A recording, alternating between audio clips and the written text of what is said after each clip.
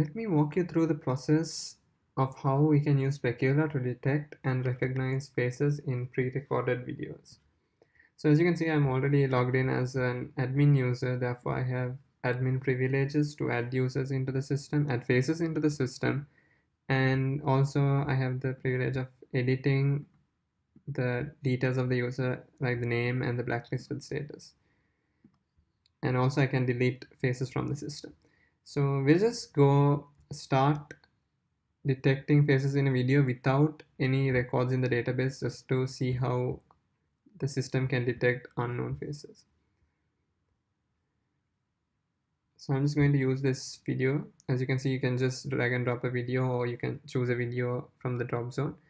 So what happens here is when the status bar is full, that means that the video has got passed through the gateway into the backend, where the video is taken into the face detector, which detects all the faces in the entire video and sends all these faces into the face fingerprint generator, where fingerprints are generated for each face, and all these generated fingerprints along with the timestamps are sent into the comparator, where the comparator tries to match all the fingerprints so that all the similar fingerprints will be together, and it also tries to match with the fingerprints that are already in the database. That means the faces that are in the database.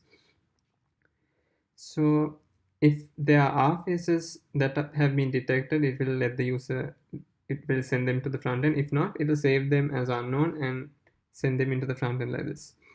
So as you can see, the video loaded and you can start playing right away. So if you click on these person cards, you can get all the timestamps that the person has been detected, and you can also edit this so that, let's say that you want to identify this person later in from your system, you can just save those changes and this person will be detected as a known person from there onwards. And of course you can delete the person if you don't want the person anymore in the system. And let's say that you just want to blacklist the person. You want to identify if this person is not accepted in your video or whatever. So let's say that this person is and you save it like that. So this person is someone who we wanted to be detected and who's accepted, and the other person is someone who was not accepted.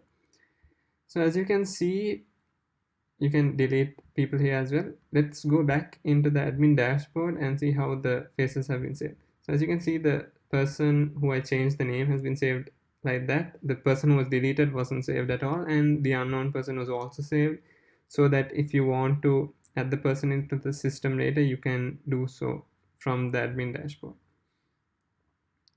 So I'm just going to delete the unknown person, and yeah, let's try adding a few faces into the system here.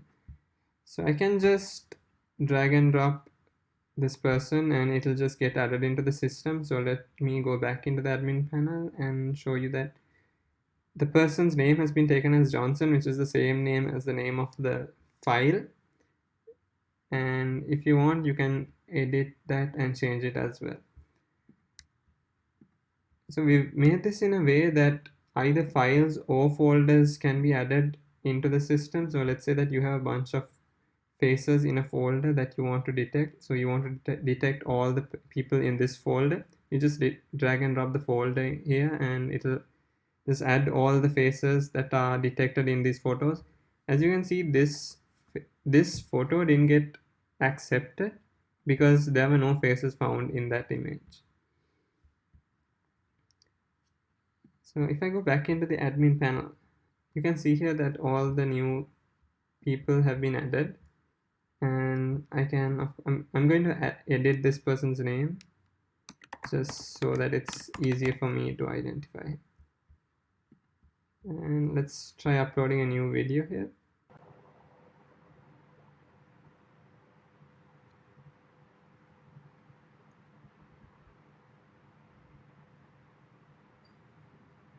Since our backend is running in the cloud and we have Kubernetes enabled, it doesn't matter even if you are using the live detector and you want to upload and check a pre-recorded video as well, you can do that even with multiple computers at the same time with the same accounts, because Kubernetes enables us to spin up new instances, and all of our services are capable of running separately, so that it won't affect the performance of any of these services, even if you are trying to detect faces in videos parallelly in multiple systems.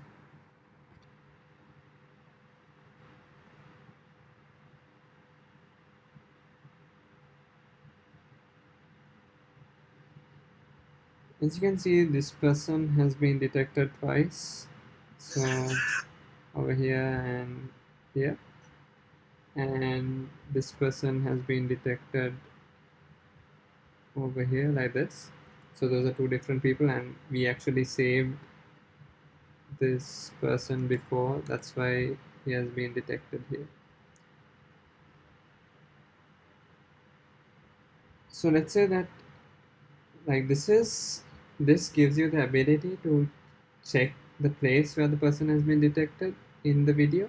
So let's say you just want to move on and check how the people have been detected, how they have been, how that's. So let's say that you just want to.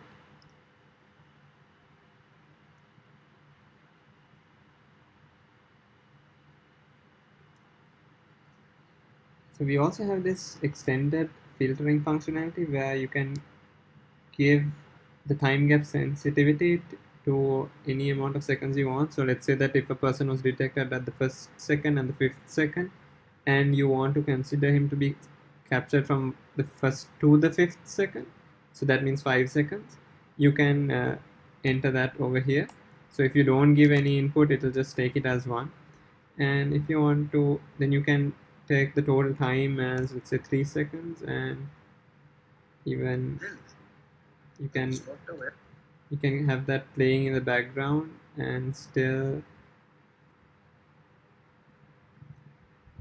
you can have that playing in the background and still get the results, and you can just move on with your work. So let's say that you want to find people who have been detected for more than 3 seconds. You can filter those records as well. So that's just an extended dashboard functionality, and we expect that it will be of greater use for someone just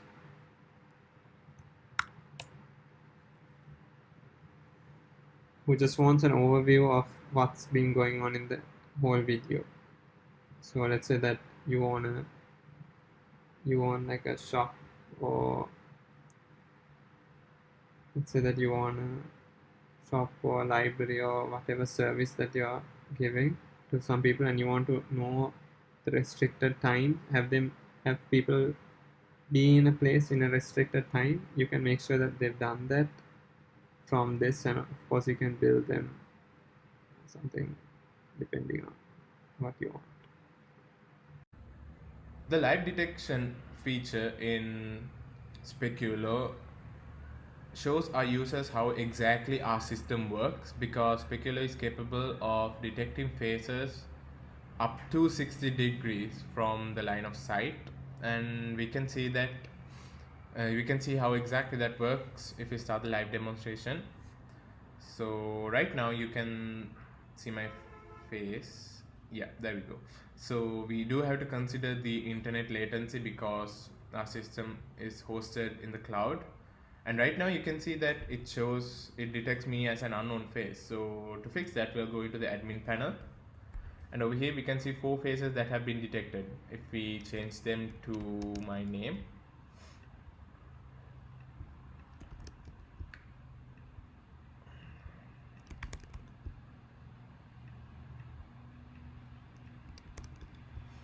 and if we go back into the live detector and start the live demonstration, given that it takes a little bit of time because of the internet latency, it detects me as Vishal. Whereas previously I was detected as an unknown, it detects me as Vishal right now. So this is exactly how our system works.